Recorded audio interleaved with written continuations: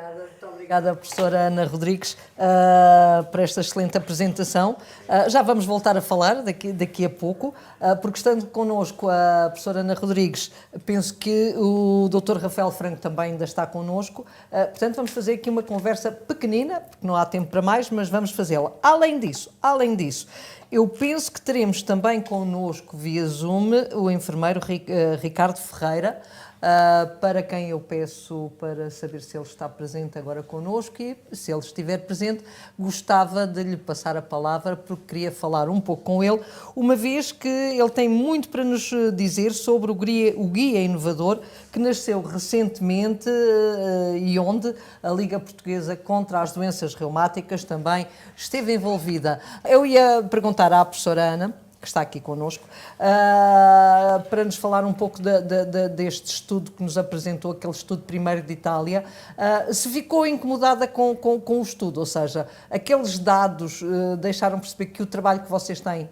diariamente, digamos assim, acaba por ser um trabalho inglório junto dos utentes, ou não? Eu acho que aquele estudo só mostrou aquilo que nós próprios sentimos. Não me surpreendeu de todo. Efetivamente, durante a pandemia, eu acho que nós todos potencialmente, e eu que era uma grande defensora da continuidade de cuidado, e sou, atenção, e de usar as novas tecnologias para otimizar esta continuidade de cuidados. Eu passo o tempo todo a dizer que é importante eu deixar de ver a medicina fechada num hospital. Eu posso exercer medicina onde quer que seja, onde estiver o meu doente eu vou estar lá. Claro. E, portanto, o que este estudo mostra é que não estamos ainda preparados e precisamos nos preparar. É só isto. E, portanto, precisamos de preparar nas 3 dimensões. Não é só a tecnologia, não é? Precisamos de preparar os médicos, os outros profissionais de saúde, e precisamos também de preparar os doentes, porque eu, enquanto doente, também não estou preparada ainda para receber... É isso, era aí que eu ia bater. A questão da literacia em saúde veio provar-se que, de facto, há aqui um trabalho suplementar que não estávamos à espera de o ter de fazer, se calhar, é isso, não é? Sim, eu acho que não é só a literacia em saúde. A literacia em saúde, sem sombra de dúvida, mas é também o adaptarmos a uma nova forma de receber cuidados, não é? E se nós, toda a vida, recebemos cuidados de forma presencial, muito estruturados, nós precisamos agora de nos acostumar e adaptar e estar preparados para uma nova forma de receber cuidados. Claro. Muito obrigada. Eu não sei se já conseguimos falar com o enfermeiro Ricardo, ele tem estado ali. Agora não sei se em termos de som está funcional ou não. Enfermeiro, não se importa de dizer 1, 2, 3. Vou tentar novamente, mas se não conseguir... Não, agora está melhor. Então, de que guia é este que é importante, segundo sei, e que teve também o envolvimento da Liga Portuguesa contra as Doenças Reumáticas? Sim, desde o início. Nós estabelecemos um grupo de 30 peritos, 31 mais precisamente, e um grupo que organizou esse trabalho, no qual teve um representante da Liga e outro representante também dentro do grupo dos 31 peritos, tal como teve também o representante da Associação dos Diabéticos, cuidadores informais e ainda outros cuidadores. Então, este grupo de peritos, para além dos representantes das pessoas com doença crónica, incluiu também representantes das diferentes especialidades de enfermagem, desde a saúde mental, à materna, médico-cirúrgica, entre outros. Incluiu também representantes, nomeadamente da SPMS, o Rafael foi um deles, dos gestores hospitalares, enfermeiros gestores, peritos em advogados, peritos em direito da saúde e também em comunicação. E basicamente estabelecemos 4 princípios gerais e 10 recomendações que se aplicam à atividade dos enfermeiros, uma vez que, como vimos ao longo das sessões anteriores, muito está a ser feito para melhorar este acesso das pessoas com doença crónica, e também para facilitar os sistemas de prescrição, altos e tudo mais, mas a atividade da enfermagem tem algumas particularidades e daí surgiu a necessidade.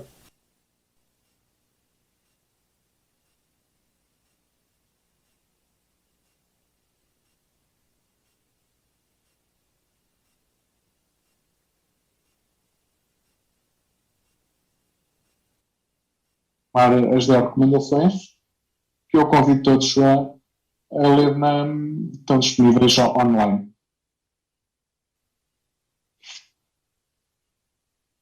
Assim a vida dos doentes e uma boa ferramenta. Muito obrigada, Sr. Enfermeiro, pela sua presença. Eu queria falar ainda com o Dr. Rafael Franco, não sei se está connosco, se não está, mas penso que ainda deve estar, vamos ver. Estou sim. Está, não está? Está. Doutor, diga-me uma coisa, muitas vezes se tem falado, e o senhor sabe disso, dos problemas da saúde em Portugal e da necessidade de se apostar mais no digital. Isto tem sido muito focado nos últimos tempos, principalmente.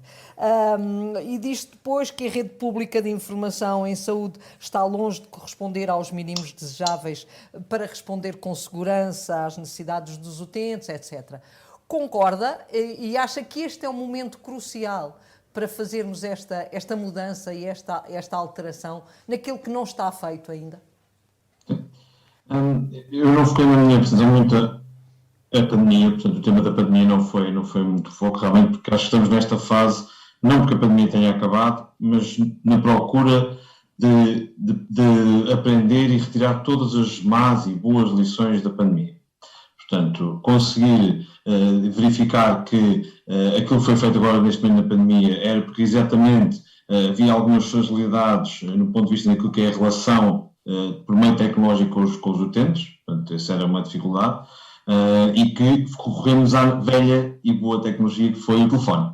Portanto, essa já é uma tecnologia antiga e, portanto, foi aquela em que colocámos todas as nossas fichas foi no telefone. Não estou a dizer que ela não é relevante, ela continua a ser relevante, como disse há pouco, a teletriagem é essencialmente por telefone, mas eu acho que tem que ser construído mais. E tal como os profissionais de saúde já estão habituados a utilizar o telefone com segurança, porque eles sentem, já têm condições para o fazerem em alguns casos, utilizar o telefone, para alguns casos é perigoso, há pouco deu o exemplo do follow-up pós-cirúrgico, também é importante que as ferramentas que atualmente hoje estão disponíveis também sejam de utilização cada vez mais comum por profissionais de saúde, e que eles sintam que têm condições de segurança para as utilizar. Dou um exemplo só, por exemplo, da plataforma de teleconsulta que eu dei há pouco, que já identifica univocamente o utente, ou seja, a plataforma que é disponibilizada pelos serviços partilhados, tanto o profissional de saúde como o utente, a consulta já acontece naquele ambiente, já com base no número do utente, com base na identificação do profissional de saúde. Isto são fatores relevantes.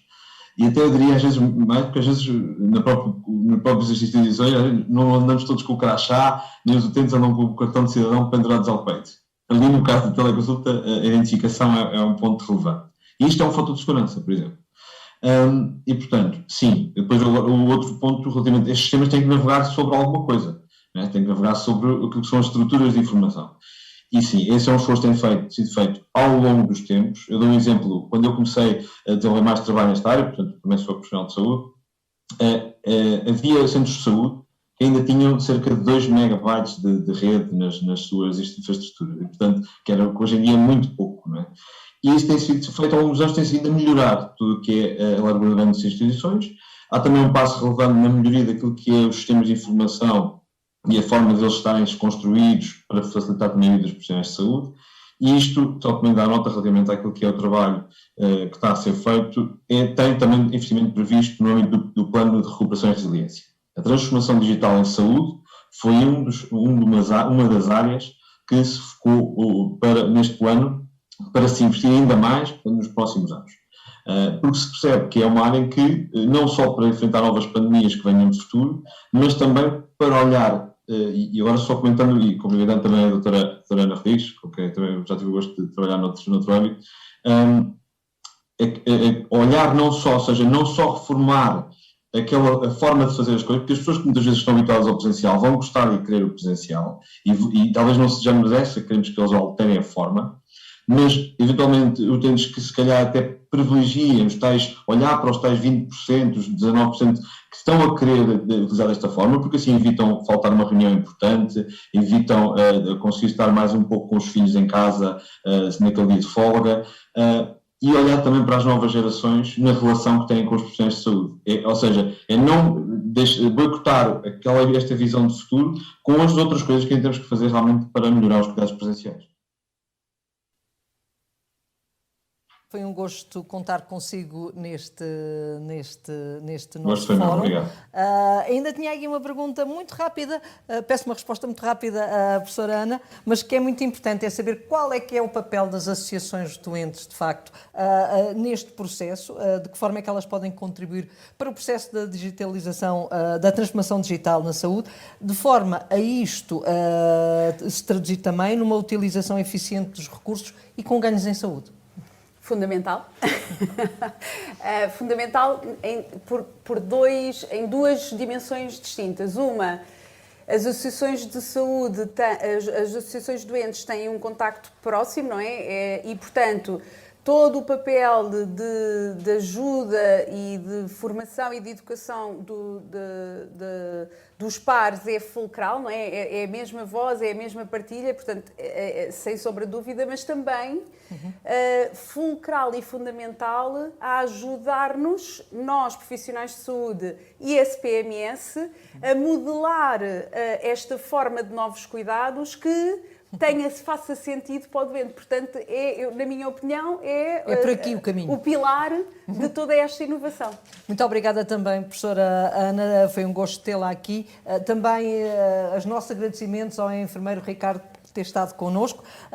Nós vamos já de seguida passar à apresentação de um vídeo que nasce de um e-poster sobre um tema que é bem atual, a referenciação à reumatologia em tempos de pandemia, pelo professor Luís Cunha Miranda, muitos conhecerão, reumatologista, ex-presidente da SPR e também assistente graduado em reumatologia. Fiquemos com ele.